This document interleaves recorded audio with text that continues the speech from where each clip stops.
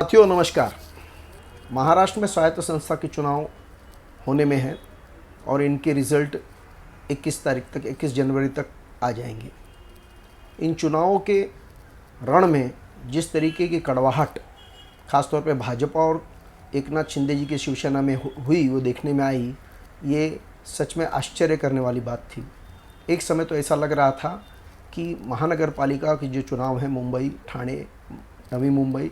मीरा भाईंदर और आगे कुल मिला के 9 महानगर पालिकाओं में भी यही अगर करवाट रही और महायुति अगर अलग अलग से लड़ी तो सत्ता में आना नामुमकिन सा दिख रहा था, क्योंकि विरोधी महाविकास आघाड़ी इस दांव में बैठी हुई है किसी भी तरीके से इन पार्टियों में आपस में मनमुटाव हो और उनको वो मौका मिले कि फिर से मुंबई जैसे भारत की सबसे बड़ी महानगर पालिका और साथ में सटे हुए जो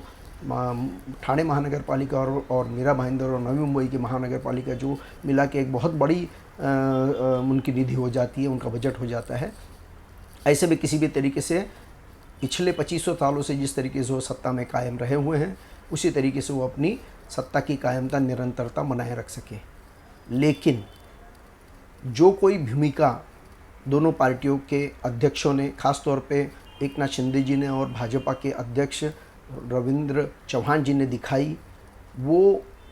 एक समय ऐसा लग रहा था कि ये दोनों जन के बीच में का जो ये द्वंद्व है वो इस महायुति को यहाँ महानगर स्वायत्त संस्थाओं में युति होने में एक बड़ा संकट बन जाएगा। लेकिन एक परिपक्व राजनेता होने का परिचय देते हुए जिस तरीके से अपने कार्यकर्ताओं का मनोबल बढ़ाने के लिए नगर परिषद और नगर पंचायत के चुनावों में इन्होंने एक पोस्चरिंग जिसे कहते हैं करी, और जैसे ही वो चुनाव ख़त्म हुए वैसे ही उन्होंने फिर से महानगर पालिका के लिए अपने एक युति को फिर से युति में चुनाव लड़ने का संदेश देकर एक राजनीतिक परिपक्वता का परिचय दिया है। साथियों, लेकिन इस फेर में जो कार्यकर्ता थे जिन्होंने इनके पहले के पोस्चरिंग को देखते हुए एक आपस में जो एक कड़वाहट पैदा कर ली थी, अब उनको किसी तरीके से फिर से अपने युति के पार्टियों के पक्षों के साथ में फिर से एक घनिष्ठता, एक दोस्ती, और ये दोस्ती न टूटेगी उस भूमिका में आगे बढ़ना पड़ेगा। साथियों, ख़ास तौर पे यहाँ पे ऐसे जो क्षेत्र हैं जहाँ के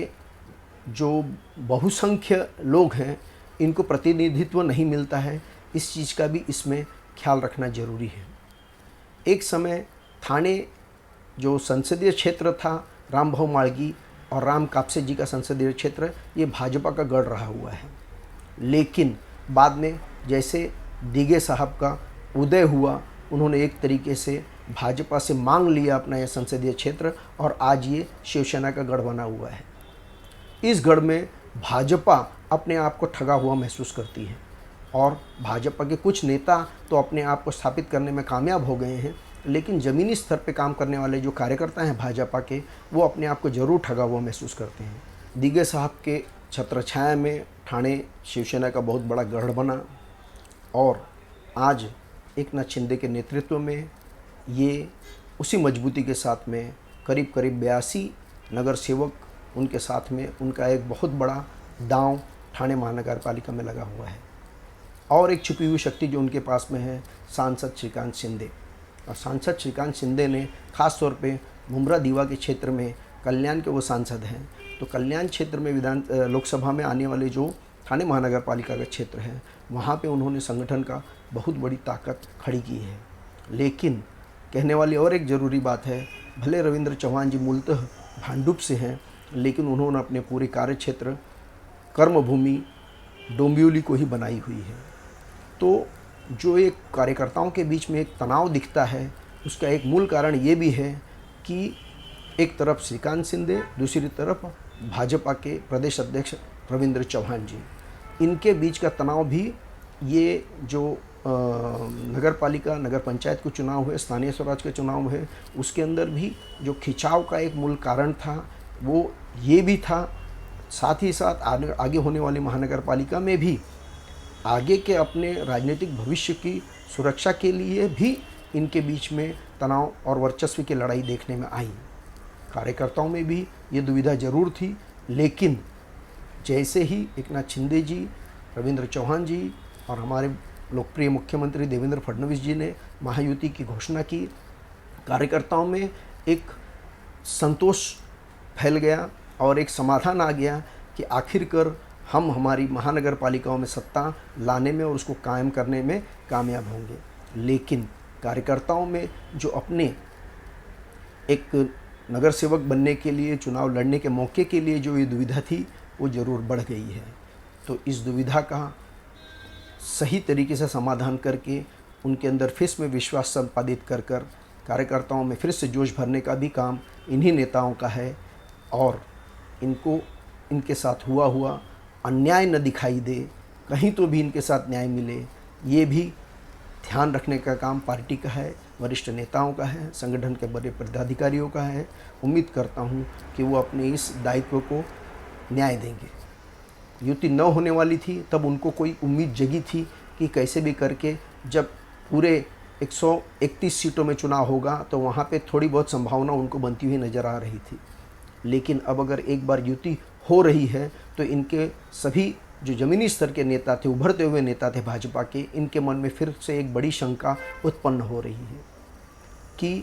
अभी 131 में से मिलने ही वाले हैं 40-50, तो उसके अंदर से कौन से सीटें स्थापित नेताओं को मिलेगी और कितने नए उभरते हुए नेताओं को मौका मिलेगा अपने आप को सिद्ध करने का। और इससे बड़ा प्रश्न, यक्ष प्रश्न जो बनता है, वो ख़ास तौर पे ऐसे उत्तर भारतीय समाज का जो प्रश्न है, जो निरंतर भीड़ इकट्ठा करना हो, अपनी पार्टी की ताकत दिखानी हो, मोर्चा निकालना हो, रैली में जाना हो और आंदोलन करना हो, इसके लिए तो हमेशा तत्पर रहते हैं और इनको हमेशा याद किया जाता है। लेकिन जब भी बड़ा पद देना हो तो इनको कहीं ना कहीं अनदेखा कर दिया जाता है।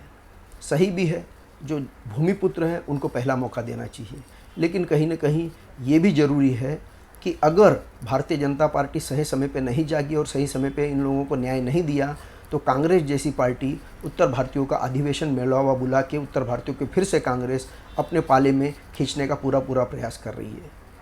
और बड़े बड़े पद देकर और चुनाव लड़ने का मौका देकर एक तरीके से फिर से वो उत्तर भारतीय समाज जो हिंदुत्व के नाम पे, सनातन के नाम पे, भारत राष्ट्रभक्ति के नाम पे भारतीय जनता पार्टी से जुड़ा है, इन स्थानीय चुनावों में इस भाजपा का और उत्तर भारतीयों का जो एक मजबूत गठजोड़ है, मजबूत गठबंधन है, इसको तोड़ने का पूरा प्रयास कर रही है।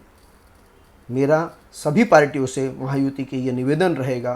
कि आप उत्तर भारतीयों को ज़रूरत से कम ही सही, लेकिन उनको न्याय दें। अगर ये संदेश जाने गया कि उत्तर भारतीयों के साथ में बार बार अन्याय हो रहा है और उनको, और ख़ास तौर पे जो इच्छुक हैं, जो उतना खुल के बोल भी नहीं पाते क्योंकि उनकी निष्ठा पार्टी से है, पार्टी के विचारों से है, राष्ट्र पहला, पार्टी बाद में और फिर बाद में कार्यकर्ता। लेकिन जो इनके साथ अन्याय हो रहा है, इनके लिए आवाज़ उठाने वाला कोई ना कोई तो होना चाहिए। मेरा करबद्ध निवेदन रहेगा हमारे पार्टी के वरिष्ठ नेताओं से कि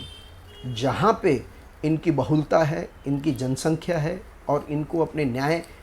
के लिए जाना पड़ता है नेताओं के पास, नगर सेवकों के पास, पार्षदों के पास, तो वहाँ पे हो न हो आप पूरी कोशिश करें। जाति समीकरण क्या है और भाषा समीकरण क्या है, इसका ध्यान रखते हुए आप उत्तर भारतीयों को जो ज़रूरी है उतना कम से कम मौका देने का एक सच्चा प्रयास करें। उनकी पार्टी की निष्ठा के ऊपर कोई प्रश्न चिन्ह नहीं लगा सकता,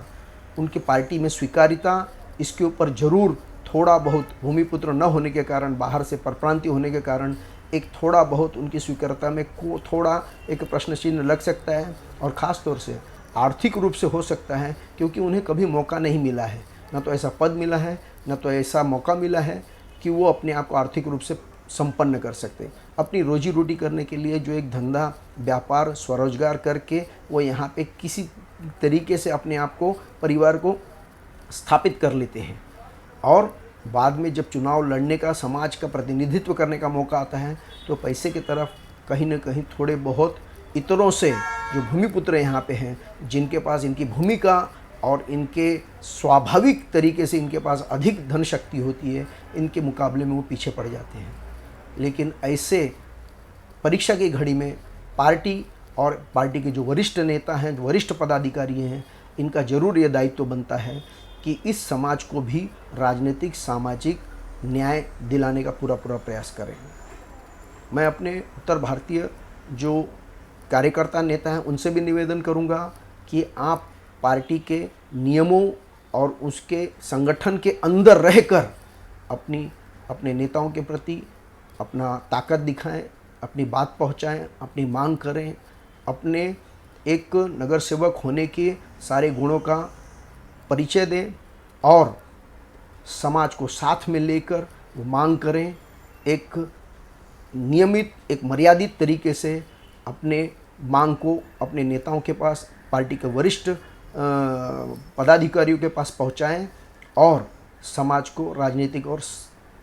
सामाजिक न्याय दिलाने का, प्रतिनिधित्व दिलाने का, नेतृत्व दिलाने का काम करें। धन्यवाद। जय श्री राम। कैसा लगा लाइक कीजिए, सब्सक्राइब कीजिए। धन्यवाद।